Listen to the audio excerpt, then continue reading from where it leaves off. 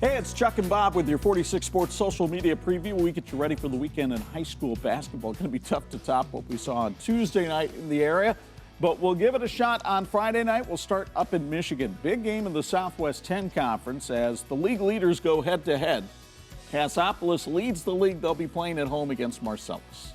And Marcellus has a chance just to game back to even things up. And they're a team that has been playing very well, but Cassopolis, the Rangers, playing at home, it's a tough assignment. I like that inside-out combo that Marcellus has with Kaylor Staffney and Gavin Etter, but the backcourt for Cassopolis has really driven the bus for them this year. Darian Gatson and Jerry Johnson leading the way for Ricky Evans' squad.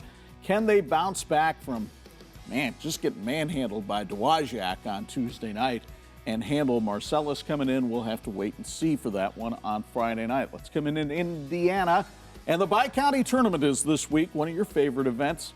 And this will have John Glenn and LaVille in the semifinals at Dale Cox Gymnasium. Now, John Glenn, we'll see them next week against New Prairie. They're a young but balanced team. Carter John and Bryson Hanna, the coach's son, have been their offensive leaders this year, but they go up against a veteran bunch in this LaVille squad. And Coach Hanna was at the LaVille game last week when we had LaVille and Knox on. Now, LaVille is a team that I was impressed with their defense against Knox. And so everybody going into the Bi-County has been kind of saying that Glenn should win that. But I think LaVille's got different ideas, and playing at the Dale E. Cox Memorial Gymnasium gives them a little bit more of an advantage. And by the way, what a great job they did renovating that facility. You see the hustle of Connor Wazorek there. He had 2 career highs last week, one on Friday night, one on Saturday night. As we saw in the game, you better keep Michael Edison's team off the boards. But you mentioned John Glenn, the favorite in this one. They come in with a record of 10-3. Looking forward to seeing them next Friday night. How about in the Northern Lakes Conference? Northwood and Goshen both got off to great starts. They've both hit a little bit of a rough patch here. Now, Goshen lost a heartbreaker on Tuesday night to Jimtown at the buzzer, 43-42. They've lost 4 of their last 5. They've got, that nice inside-out combination of Barker inside and Mason outside. But how do they handle this Northwood team, which had its hands full with Northridge last Friday night, but still has some people who can score?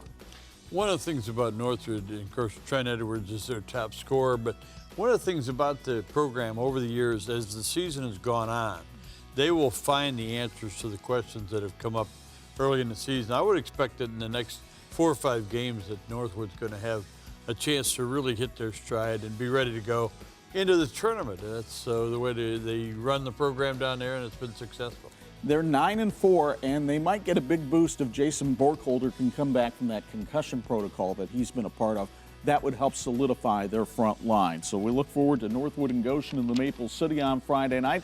Now let's move into the NIC. We mentioned Jimtown with that buzzer-beating win over Goshen the other night. They're off to their best start in 5 years. Matt Schaus's team, 9-4 right now. They play really tough defense. I know you really like the Phillips kid up at the top of that 1-3-1 they play. I do it. He's long and he's quick. And one of the things early in the season when we saw them play, we thought they could have won maybe a couple more games early on. Just didn't play with a lot of confidence. But Coach Schaus has them playing better. They've gotten into where they really like defense, which is good because they have that length and the ability to put pressure on teams, and I think they're gonna be really tough. Now, they're going to have a tough defensive assignment on Friday night when they take on the Riley Wildcats. Blake Wesley lit it up for 35 Tuesday night against Elkhart Memorial. You see him right there getting a lot of D1 looks. The problem for Andre Owen's team is they do very little of that. They do very little defense. They're 6-6 right now. They gave up 81 points to Elkhart Memorial Tuesday night. When they hold an opponent under 60, which is kind of what you would expect with Jimtown, they do really well. Can they do well enough against Jimtown's defense to score the points? Well, I think you made a good point. We're talking about this going into the segment, is that Riley has better talent than 6-6. And again, you got a new coach, you got a guy that's trying to get a grip on exactly what he needs to do. But right now, it's nice that you have Wesley getting 35 points, but you're coming up on the short end of the ball games. And Riley is a great program. They've had the big changes, 4 coaches in the last 4 years. Yeah. That's been a tough adjustment for them, but I would think that Riley should beat Jimtown, but the Jimmies, are playing well. And Riley is playing at home in that one. To me, the NIC game of the week is Penn at St. Joe. Al Rhodes' team lost a lot of talent to colleges last year, but they're 6-6, lost a heartbreaker, blew a double-digit lead to Northridge on Tuesday night. They've got Derek Durda scoring well from the senior class, Marcus Burton from the freshman class scoring well. Got to kind of fill in the gaps a little bit, and then they have to figure out how to handle this big St. Joe team.